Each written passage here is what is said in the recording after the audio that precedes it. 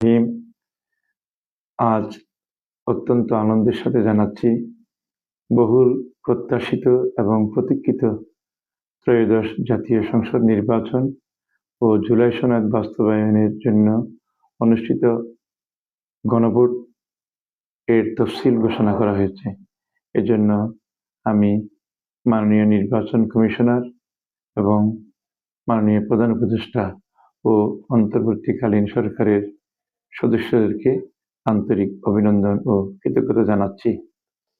সাথে সাথে আজকের এই আনন্দের পরিবেশে যে নির্বাচন অনুষ্ঠিত হবে, এজন্য যারা শহীদ হয়েছেন, বিশেষ করে জুলাই অভ্যুত্থানে যেসব ছাত্র শহীদ হয়েছেন এবং পঙ্গুত্ব বরণ করেছেন, মহান মুক্তিযুদ্ধে যারা শহীদ হয়েছেন এবং যেসব জাতীয় বীর বিচারিক হত্যাকাণ্ডের শিকার হয়েছেন, আমি সকলকে আজকে শ্রদ্ধা ভরে স্মরণ করছি।